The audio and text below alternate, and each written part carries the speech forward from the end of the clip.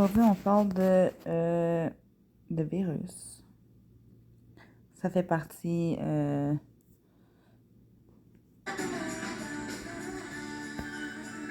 Quel plaisir de recevoir Dr Natalia Roux aujourd'hui. Bonjour Natalia. Bonjour. Oui, je dis quel plaisir et surtout quelle importance, hein, parce que la situation actuellement dans nos familles, les hôpitaux pédiatriques débordent, les urgences aussi, les enfants sont malades. On manque de médicaments, on a des parents un peu paniqués. Puis c'est normal, là, tu vas nous aider à comprendre ce qui se passe d'abord, puis savoir à quel moment il faut vraiment aller à l'urgence ou aller voir un professionnel de la santé. Oui, c'est ça, parce qu'on parle des urgences qui débordent, mais les cliniques aussi débordent. Ben oui. Même dans nos examens annuels, on se retrouve avec beaucoup d'infections.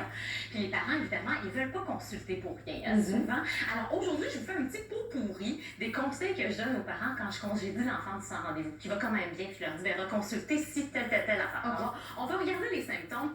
Évidemment, les symptômes les plus fréquents actuellement, les fameux symptômes respiratoires. Donc, on a le cocktail influenza, virus respiratoire syncytial, COVID-19, qui peut causer des symptômes, respiration rapide, des bruits respiratoires, puis on sait pas quand consulter pour ça. Donc, qu'est-ce qu'on observe chez l'enfant qui va avoir des symptômes respiratoires? On cherche le tirage.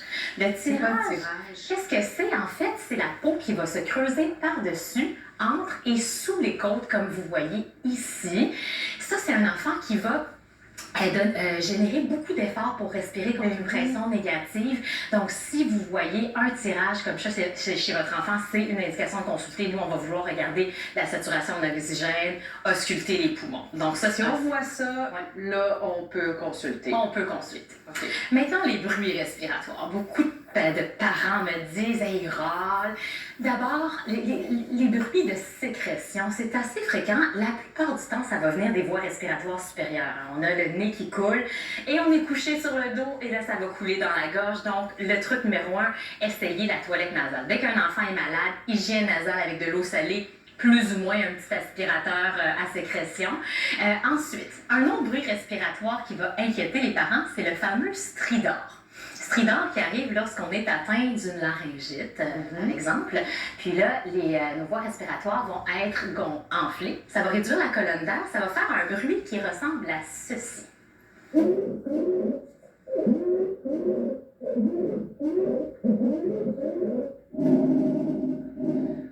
Ça, c'est ce que tu entendrais dans ton stéthoscope ou c'est ce qu'on entend?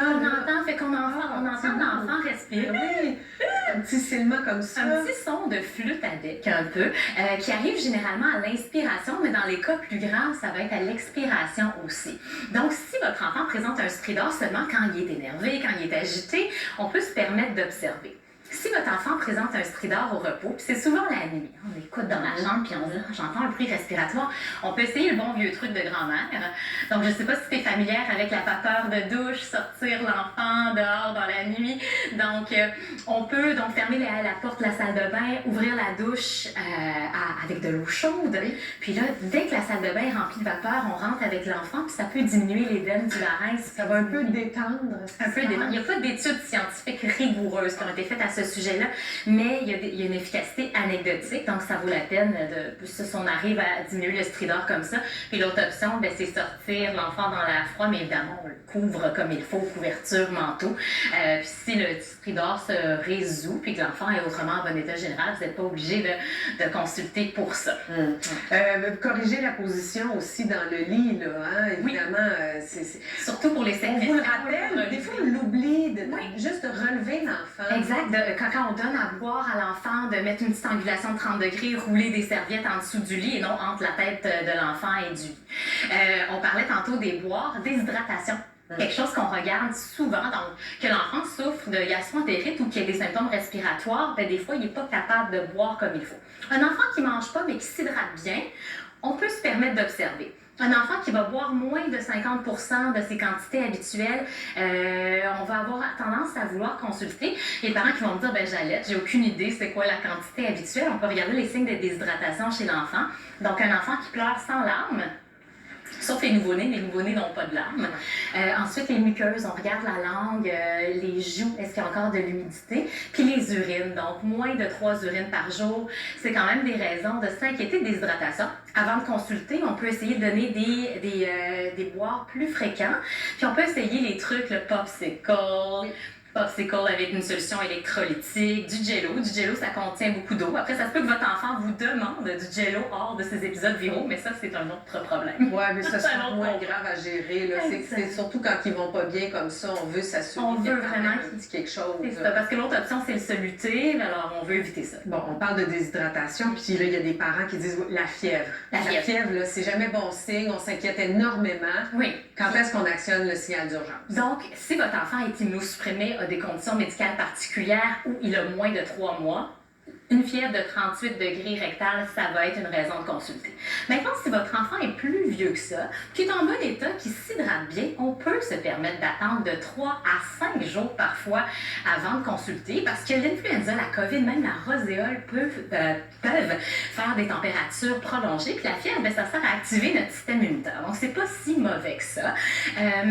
Mais absolument, quand ça fait 3 à 5 jours à ce moment-là, on va vouloir voir s'il y a une surinfection bactérienne. Donc, une otite par-dessus, une pneumonie, une pharyngite à streptocoque. Oui. Bon, les pénuries de médicaments, il faut en parler. Là aussi, on se tourne vers toutes sortes de... Bon, on se tourne vers quoi? C'est ça la question. Qu'est-ce qu'on fait? Pénurie de médicaments, les antibiotiques. Donc, nous, on a déjà reçu la consigne de prescrire plusieurs choix d'antibiotiques. Donc, si le premier n'est pas disponible, le pharmacien peut aller appeler d'autres pharmacies ou donner le deuxième choix. Maintenant, les antipyrétiques, acétaminophène, ibuprofène, on peut utiliser les comprimés adultes, ceux qui ne sont pas enrobés, les comprimés blancs formés de poudre, les écraser avec un mortier et un pilon, puis les mélanger dans une compote, yogourt, sirop de chocolat. Et évidemment, le dosage, vous pouvez aller voir votre pharmacien pour confirmer le dosage selon le poids de... OK. Je vais vous le montrer. Parce que, oui, tu sais, on a eu une pénurie, puis que, oui... Donnez-moi une seconde. Mon cerveau, il n'y a pas rien. Fait que, je vais vous le montrer à l'instant. Pour l'ibuprofène, OK? Ceux qui savent c'est quoi l'ibuprofène. Ici, on a les livres, les kilos. Ici, on a la dose. Puis avec une pilule de 200 mg, admettons, on a les doses ici. Il faut bien ces deux-là, puis ces deux-là. OK, il faut quand même, avec le poids de l'enfant, là, que ce soit en livres ou en kilos. OK? Ça serait ça à peu près, la dose de l'ibuprofène. 15 mg par kilo par dose. Pour l'ibuprofène, 10 mg. OK. Ça, c'est l'acétaminophène. OK, c'est bien acétaminophène qui est là. Ici, on a le poids en livres, en kilos. OK, on peut le demander au pharmacien, là. Ça, c'est la dose. OK. Ça, c'est avec des comprimés de 325. Ça, c'est les comprimés les plus bas qu'on peut avoir. Puis les 500 mg, ça, c'est les plus hauts qu'on peut avoir.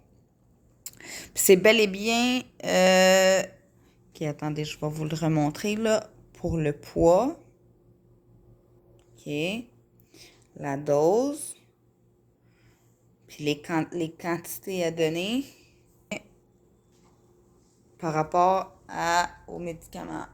Il faut quand même faire vraiment attention parce que c'est pas tous les enfants qui sont capables de prendre la poudre, comme qu'elle a dit, de le mélanger. Ça peut toujours aider, mais il faut quand même rester prudent. Vous pouvez demander au pharmacien dans une pharmacie. N'importe quel pharmacien peut vous donner les doses sur papier. Ils peuvent imprimer le document et vous donner avec les doses et les quantités. C'est bien important de comprendre là-dedans. Pas les pilules pas les pilules là, qui ont 2 choses de couleurs différentes. Non. Les pilules blanches. Blanches que tu peux faire de la poudre avec un mortier, là. C'est bien ça, là. Donc, les microbes, il va toujours en avoir, il va toujours en avoir des différents. Mais il faut quand même qu'on reste prudent. Faut qu'on reste prudent. Faut qu'on fasse attention, surtout les personnes qui sont immunosupprimées, qui ont un déficit du système immunitaire, comme moi. Faut faire attention aux microbes. Surtout les microbes qui ont rapport avec la moisissure. Faut extrêmement faire attention. Donc, en pharmacie, vous pouvez aller sur Internet aussi, ils ont les doses quand même données. Fait que c'est ça. On continue de me suivre.